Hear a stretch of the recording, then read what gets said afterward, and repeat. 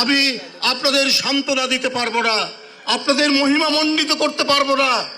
আমি শুধু জাতীয় কবি কাজী নজরুল ইসলামের একটি কবিতা দিয়ে আপনার সন্তান, আপনার প্রিয়জন, জুলাইয়ের গণ অভ্যুত্থানে যারা পৃথিবী থেকে চলে গেছেন তাদের সম্পর্কে শুধু একটি কথাই বলবো, বলবীর চির উন্নত বংশীর। আপনার সন্তানের মাথা চির উন্নত। আপনার সন্তান এই জাতির, এই দেশের, এই সময়ের সর্বশ্রেষ্ঠ বীর তারা। তাদের আত্মদান, আপনাদের যে কষ্ট, আপনাদের কান্না আমি জানি গুমড়ে গুমড়ে মরছে, কিন্তু আপনাদের এই কান্না, এই কষ্ট, আপনাদের হৃদয় নিংড়ানো যে আকুতি, এর চাইতে বড় বিষয়টা হচ্ছে ওরা এই জাতির মুক্তি দিয়েছে। কিন্তু আজকে সেইখান থেকে নিঃশঙ্ক চিত্তে আজকে বাইরে বেরোতে পারি, কথা বলতে পারি, কোনো সভায় বক্তব্য রাখতে পারি, এটার অবদান তো আহনাফ, এটার অবদান তো আবু সাইদ, এটার অবদান তো মুগ্ধ। তাদের অবদানেই তো আজকে এই জিনিসটি আমরা পেয়েছি।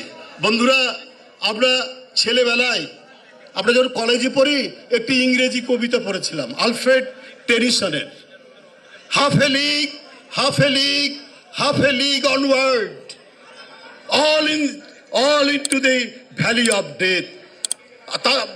মৃত্যুর যে মহিমান্বিত রূপ দেখেছি জুলাইয়ে। মুগ্ধ বলছে পানি লাগবে, তার বুকের মধ্যে গুলি ফুটছে একটার পর একটা, তারপরেও সে বলছে পানি লাগবে, পানি, তার সতীর্থদের জন্য পানি নিয়ে এগিয়ে যাচ্ছে। অর্থাৎ চারিদিকে গুলি, চারিদিকে লাশ, ওরই মধ্যে দিয়ে সে এগিয়ে যাচ্ছে। ওই কবিতাটির মতো যে কি বলে, যে সেই মৃত্যুর উপত্যকা দিয়ে হেঁটে যাচ্ছে, কিন্তু তার আর হাফ এ লিগ, আর অল্প দূরত্বে পরেই সে তার গন্তব্যে পৌঁছাবে। এইটা হচ্ছে আকাঙ্ক্ষা, এইটা তারা তাদের হৃদয়ের মধ্যে ধারণ করেছিল। যে তারেক রহমান সাহেব 17 বছর হয়তো অনেক কিছু দেখেননি, উনি যা দেখেছেন আমরা দেশে থেকেও সেটা দেখিনি, এটাই অত্যন্ত বাস্তব সত্য কথা। উনাকে ফ্যাসিবাদ শেখ হাসিনার সর্বপ্রথম শিকার তো তারেক রহমান, তার পরিবার এবং তার মা। তার মা কি একটা ধ্বংসস্তূপের মধ্যে তাকে বছরের পর বছর জেলে আটকে রাখেনি? তার চোখে অপারেশন ছিল, তিনি 2017 কেবল তিনি চোখে অপারেশন করে এসে, যে ভাবি এখানে বসা আছেন, তিনি ডাক্তার, তিনি জানেন। সেই চোখে অপারেশন নিয়ে ওই ধ্বংসস্তূপের জেলখানায় চারিদিকে ধুলো উঠছে, বালি উঠছে, সিমেন্ট উঠছে, ওরই মধ্যেই তাকে থাকতে হয়েছে।